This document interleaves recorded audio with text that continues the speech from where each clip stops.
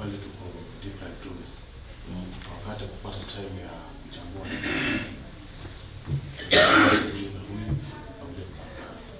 so probably tunaomba tafadhali kama inawezekana mwezi wa 3 ndio nikuje nikiwa tayari kila kitu.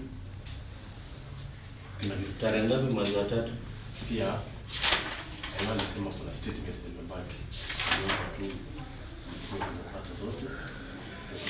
He was early March. 10th of March. Tarehe 10 March. Wambua short for him is asking a date in March and we are proposing the 10th of March.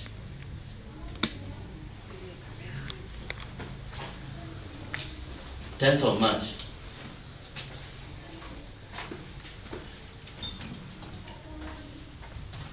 I'll just give that. Okay. So hearing on 10th. Nani wengine mmekubaliana ama mnakuja? Sawa.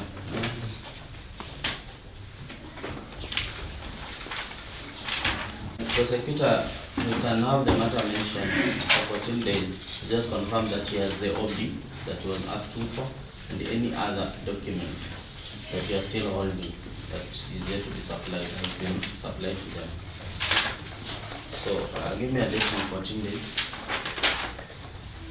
But this can be done in prison. This measure shall be done in prison. If the prosecutor confirms that he has them, those documents, then you can be produced to have them handed over to you the following week. Okay? Mention on 10th of February. Mention on 10th of February. Okay. Very well. So next 21, 31, 59 hours. Again, by about 4 minutes later, that is at 21:35, by an SMS. On 5th of June 2024, at 9 was used via the internet. EMI ends with 48. The EMI was for the second respondent, Dennis Machunga. He had obtained the handset which he had taken, and to confirm that the phone, that is the device 480, that ends with 480, which he signed, and 2 other witnesses. That is the second accused person. So him the handset, Inspector said EMI was Samsung 4. He said that he had taken it to cybercrime for investigation. The father said that an explicit memo, which is CCU 977 of 2020 forensic headquarters. On the 5th of June 2024, the said handset was in possession of the first respondent, that is the first accused. The IO cited several other occasions before the arrest of the spoke on the same day at 9:59, and the second accused called the first accused and answered. The second accused was at the time in Machakos. According to the IO respondent, whose number was in constant communication with the first respondent, had called the complainant using this in that IM number and threatened him. Previous criminal records. They presented previous criminal records. The first respondent, Duncan, charges at Machakos police station being case number 4405, charges of stealing motor vehicle, that is criminal. Case number 440, an offense of stealing by servant.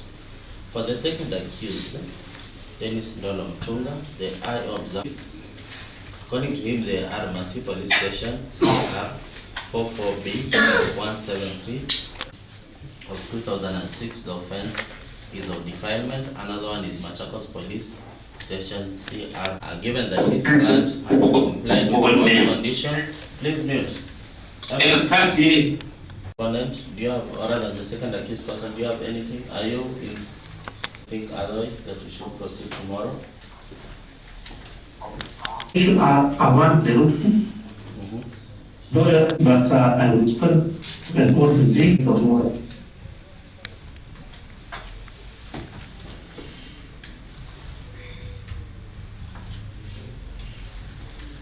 Charles Mutindo.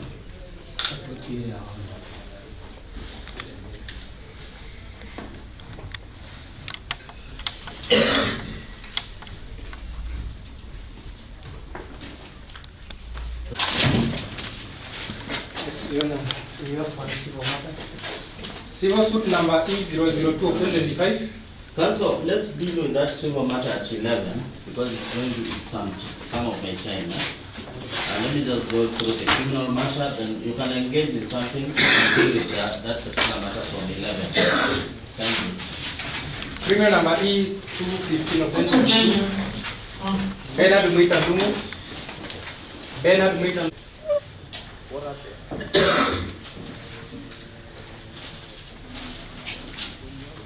But they are drawn from the communication that they put inside the case.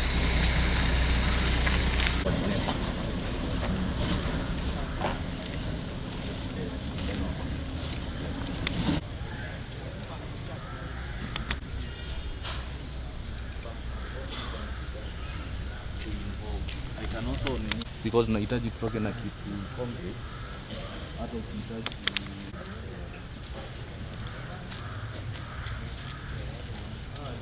Saitan.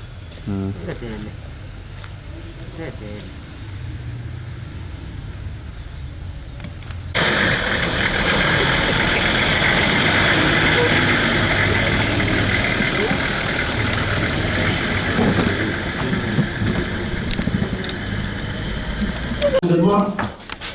Wambua Kinyili Mutunga.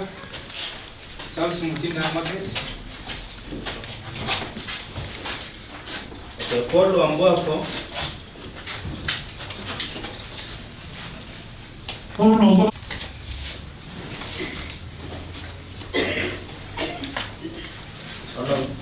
Who is not present? Melata Netos, ndio. Nataka mwakie in the following order. Wa kwanza kwa Duncan Wambo, wa pili Dennis. Who is the second respondent? You're the second. Yes, sir. Fungua ya chakuje. Ama kifungui. Kifungui liko tena.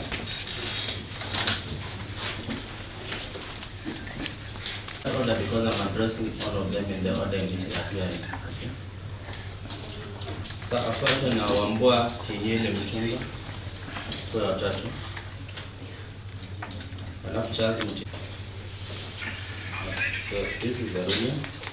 So mjue kwamba the evidence that has been presented, the court has considered them on interim basis.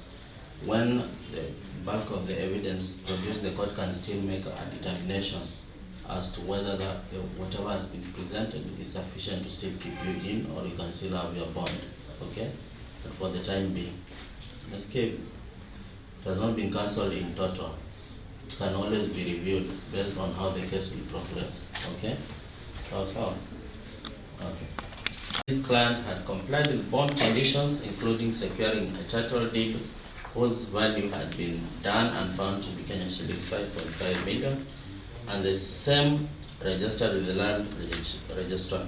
He saw the bond be approved with reasonable conditions. On his part, the second respondent said there was no record of threat to the complainant. There was no complaint made in OB number 17/01/5/2024.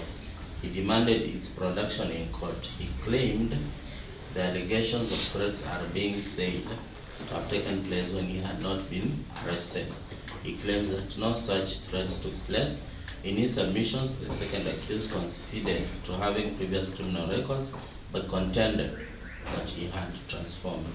For the third and fourth accused, the IO had no call data against them or previous record. Now, from what has been presented, there is evidence that indeed there are communications from a SIM card through a phone alleged to have been in possession of the second accused person made to the complainant and to the first accused person. The second accused has challenged the number alleged to have used to call the complainant is his. At this point, it is profound that court restrains itself because the bulk of evidence can only be ascertained after forensic analysis by DCI of the phone and the data received from the telco. But what has been produced so far is sufficient to draw a reasonable conclusion that there is a nexus between the call made by the complainant and the first and second accused person. There is no doubt the same was made before the arrests were effected, but nonetheless they were made after the alleged aggression against the complainant. For whatever reason the cause may have been made, which can only be adduced after hearing and ascertainment of the evidence in total, the fact that they may have been a threat cannot be treated lightly. The fact that stands uncontroverted is that the calls were made, and there is reasonable evidence that the same were linked to the first and second accused persons. Further, there are evidence of previous conviction, previous criminal records for both the first and second accused person, and for which the outcome in respect of the first accuser have not been ascertained, but for the second accused he has conceded to, but says he has changed. It is for the above reason the prayer by the state for cancellation of the bond shall be allowed for the first in respect of the first and second accused persons. Now for the third and fourth accused, nothing has been provided to link them to the communications, or rather to any communication with the complainant. There is further no evidence of previous criminal records. It is for the said reasons that the bond term set herein shall remain in favor of the third and fourth accused persons. Okay, so that's my ruling.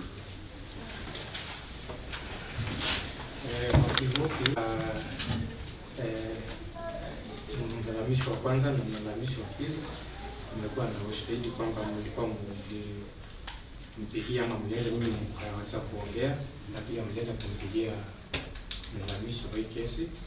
So court ime cancel on him for first and second accused person. Kwa mlalamishi kwa third and fourth accused person hakukuwa na ushahidi wa kutosha kuonekana bond ilikuwa cancel. So court itawapea nyinyi bond iliyokuweko ambayo ni bond of 5 million. Sawa.